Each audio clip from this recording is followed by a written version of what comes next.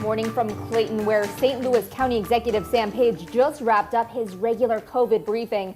This comes just ahead of another protest to fight his youth sports guidelines. Our Ryan Henson will have more on that in just a moment, but first we want to say good morning to you. Thank you so much for joining us this morning. I'm Savannah Louie. And I'm Allie Corey. High school athletes and parents are not letting this fall season be canceled without a fight. Our Ryan Henson is live in Clayton, where we are expecting families to show up in just a few hours. Ryan?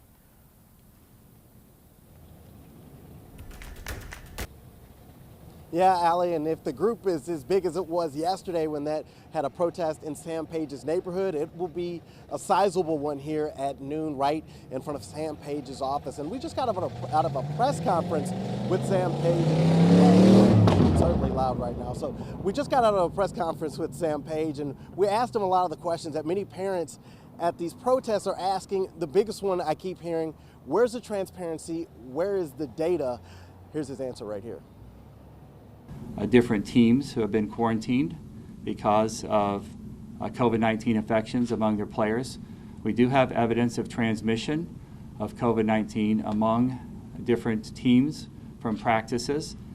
We do know that there has been some pressure, some peer pressure to not report infections or exposures to the Department of Public Health for fear that it would lead to quarantine of youth sports. I don't think that's a prudent practice. So I also asked other neighboring counties, Jefferson County, St. Charles County specifically, are playing. Why isn't St. Louis County? And his answer was that, St. Louis County is on par with about 70% of the rest of the country who have altered their fall sports plan. The county more restrictive than certainly St. Charles or Jeffco, but also looser than the city or Illinois. He says high schoolers, especially in this age range that would be on the field, have 5 times greater risk of catching COVID, and that's the data led them to their decision to the plan that we have in place right now. So, the final question we wrapped up that press conference with, are we going to see football? Are we going to see volleyball? Are we going to see fall sports this year? He didn't say yes. He didn't say no. He simply said that they're trying to do everything they can to make sure these athletes can get as much practice, as much reps, as much physical activity as possible, while also remaining safe. I'm Ryan Henson reporting live, 5 on your side. All right, Ryan, thanks. Several big developments over the weekend in the battle against COVID-19. So here are the 3 things you need to know about the pandemic. Number 1, Missouri topped 100,000 COVID cases since the pandemic started. The state reported about 1,300 daily cases on average last week.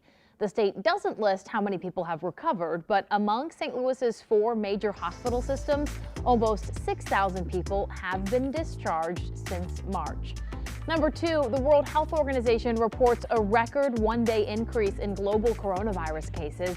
The agency says most of the cases were from India, the U.S., and Brazil. In Israel, the Prime Minister announced a new countrywide lockdown for 3 weeks. And number 3, a new study from the CDC found adults who test positive for coronavirus were twice as likely to have eaten at a restaurant within a 2-week period before getting sick.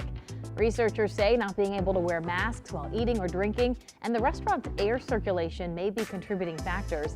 CDC recommends the lowest risk activity will be going through a drive-thru, getting takeout or delivery.